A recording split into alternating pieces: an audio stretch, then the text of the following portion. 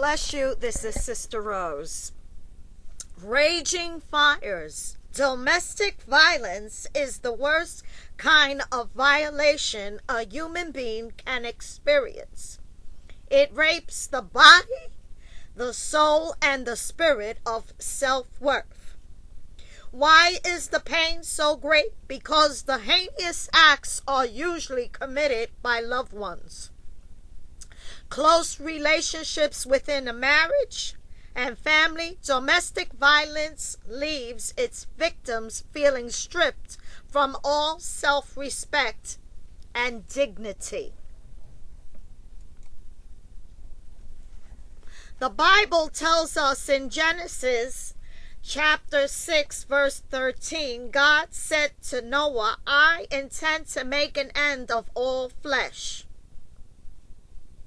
For through man the land is filled with violence, and behold, I will destroy them and the land. Many laugh about the great flood that took place thousands of years ago. But so it was this sin that God destroyed and blotted out every living creature. Only Noah and his family remained alive, because Noah found grace and favor in the eyes of the Lord. The ark is a type symbol of salvation. Christ said in the New Testament that his return would be like in the days of Noah. All this violence we see is a sign of the last days, the end times, division in the home, breakup of the family unity, divorce and separation of families. Jesus said it very clearly, a house divided cannot stand. Tragically, we see this kind of violence in our schools across the nation. We see this with school shootings.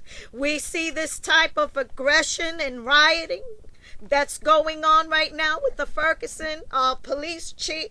I believe that the Ferguson police chief in the United States, I think, where is it in, no, it's not Minnesota, it's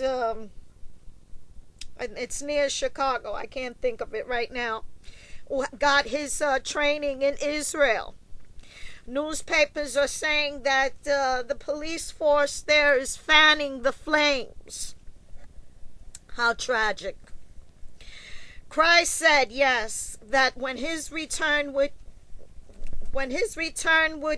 come back, when his return would be there, we would see all this division and all this strife.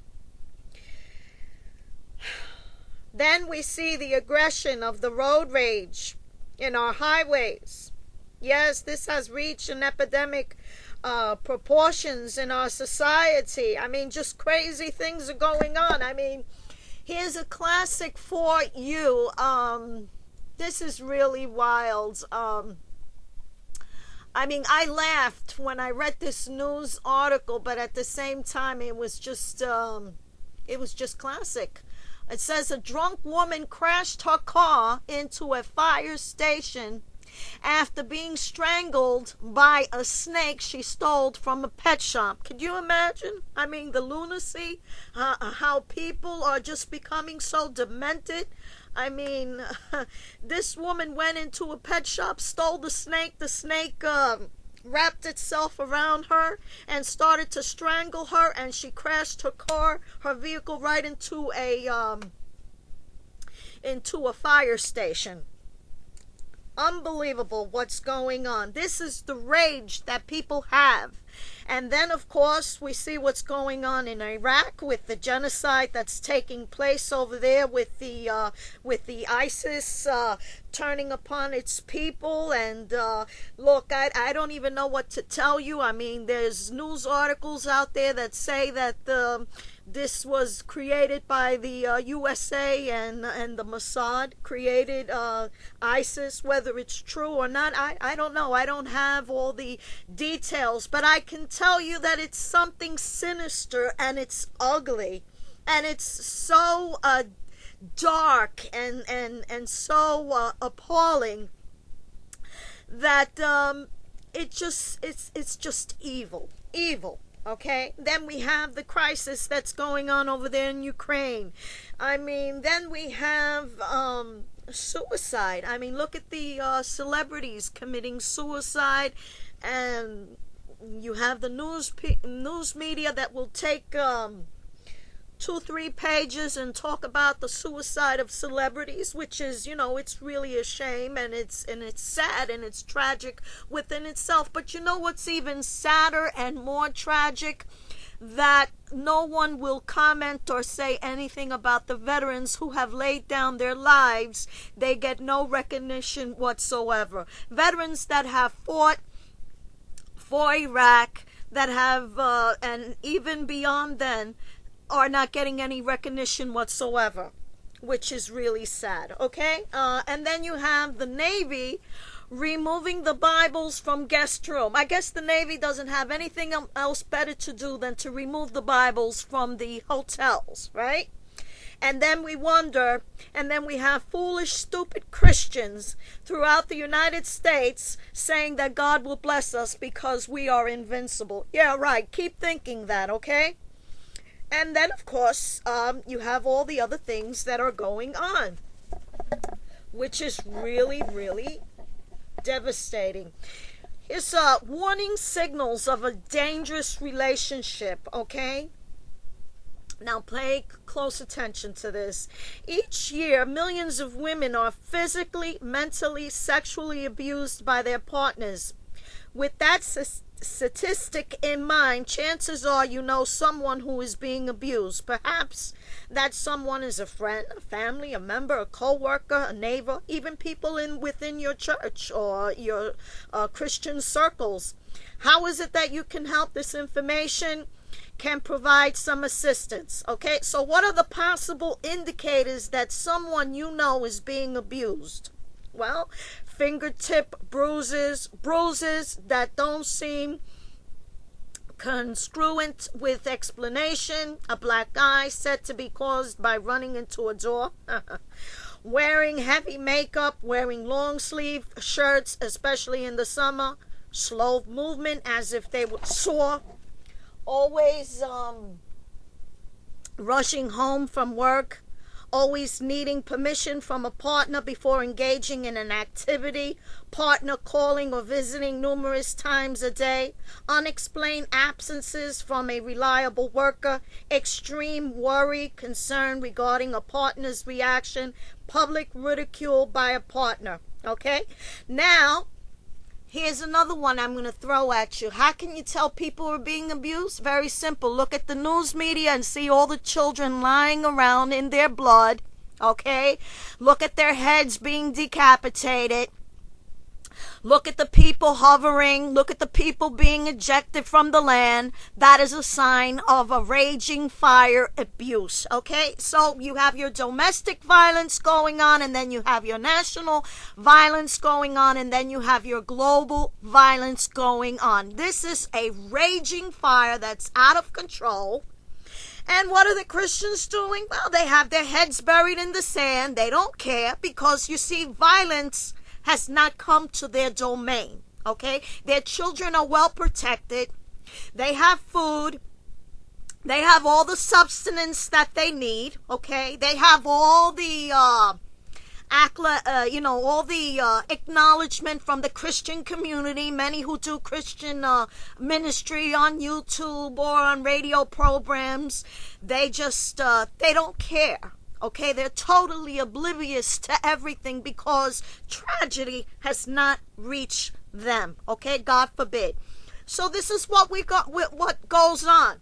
I would like to read another passage to you. All right. Listen to me, Christian listener. Listen carefully to what the Word of God has to say in Mark, chapter 12, verse 31. The second is this. Okay, so what is it talking about? Mark chapter 12, verse 31. The second is this. You shall love your neighbor as yourself. There is no other commandment greater than these. Wow. Are you listening to that, dear listener? So are you supposed to have give anybody any special treatment and overlook the woes and the miseries of other people? Are you told to do that, dear Christian? Because if you are, then you're not following the commandment over here in Mark, okay? And then here's another verse. Leviticus chapter 19, verse 34. The foreigner residing among you must be treated as your native born. Love them as yourself, for you were foreigners in Egypt. I am the Lord your God. Oh my goodness. And when a stranger resides with you in your land, you shall not do him wrong. Oh my word. And verse 34, the stranger who resides with you shall be to you as a native among you, and you shall love him as yourself, for you were aliens in the land of Egypt. I am the Lord your God. Verse 35, you shall do no wrong in judgment, in measurement of weight or capacity. Oh my word. Do you think that the Christian community do they pay attention to these verses? I don't think so. I think they have taken these verses out of the Bible and they have shredded them in their little puny minds, because obviously no one seems to give a flip about anything anymore. Okay? And then you're going to get behind your microphone, you're going to get behind your computer, and you're going to do all those nice little articles, and you're going to endorse this group over this group. Well, let me tell you something, my dear friend. You're not a Christian. You're a hypocrite. You're a Pharisee in the first degree. Okay? You better repent and come to Jesus Christ and know where your alliance is. And you better get endoused and endowed with the love of God, okay? Because if you keep thinking and you keep practicing what you are, you're going to find yourself in the lake of fire, okay? And that's a raging fire that's never going to go out, okay? So you better think real carefully, all right?